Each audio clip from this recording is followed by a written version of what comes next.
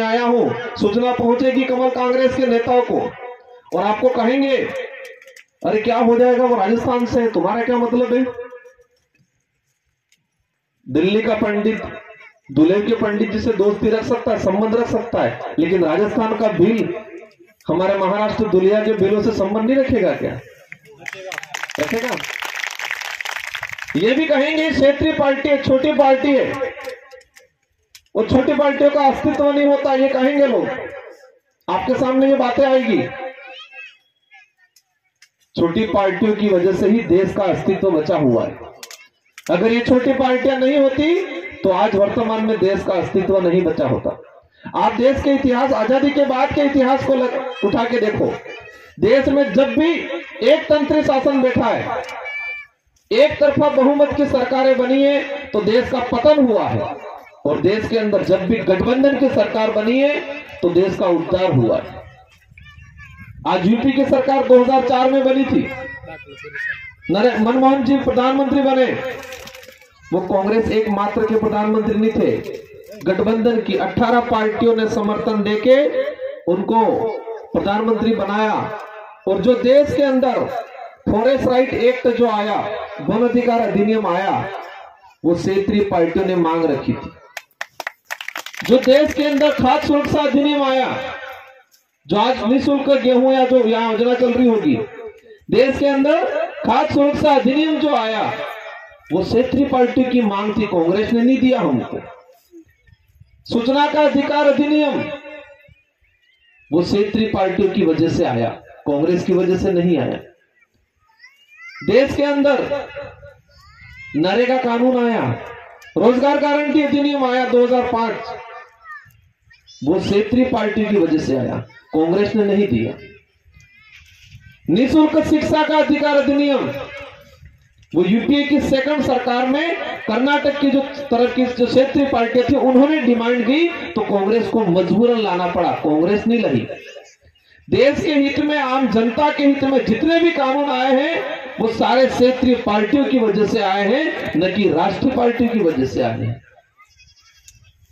अब आपको तय करना है कि राष्ट्रीय पार्टियों में ताकत है या क्षेत्रीय पार्टियों में।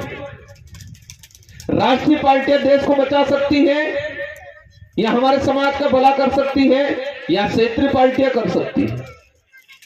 क्षेत्रीय पार्टियां कर सकती है, और क्षेत्रीय पार्टी नहीं होती तो देश के हित में, आम जनता के हित में जितने भी जो कानून आए वो कानून नहीं आते। और आप देख सकते हो 2014 के बाद एक तरफा बहुमत की सरकार बनी केंद्र में, वो सारे कानून खत्म किए गए। आज न रोजगार गारंटी कानून को खत्म करने का प्रावधान ला रहे, फॉरेस्ट राइट एक्ट को खत्म करने का प्रावधान ला रहे, आरटीआई को सीमित कर दिया गया। जितने आम जनता के हित में, आदिवासी समाज के हित में कानून बने थे वो सारे के सारे कानून खत्म करने का काम किया गया। अगर गठबंधन की सरकार होती तो क्या खत्म होते ये कानून? मैं ये बात इसलिए बता रहा हूं क्योंकि आपके सामने ये सवाल आएंगे कि ये क्षेत्रीय पार्टियां है, छोटी पार्टियां है, इनसे क्या होगा। उनको कहना है कि हमारा व्यक्तिगत कुछ हो नहीं हो, लेकिन समूह का, आदिवासी समाज का भला जरूर होगा और देश का और राज्य का भला भी जरूर होगा। ये संघर्ष करना पड़ता है इन पार्टियों में। मजे मारने होते तो राष्ट्रीय पार्टी है, और संघर्ष करना है तो क्षेत्रीय पार्टी है। और महाराष्ट्र का इतिहास मैंने देखा अभी पिछले 3-4-5 साल में जो हुआ है, किस तरह से तोड़ दिया गया।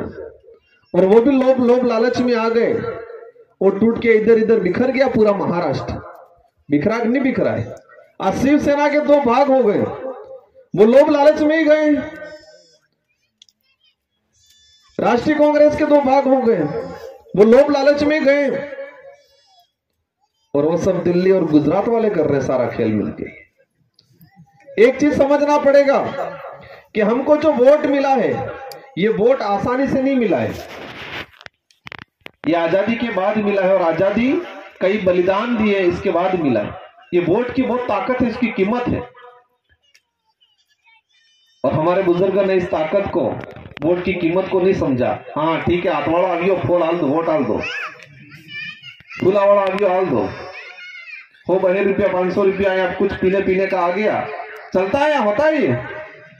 यही होता है।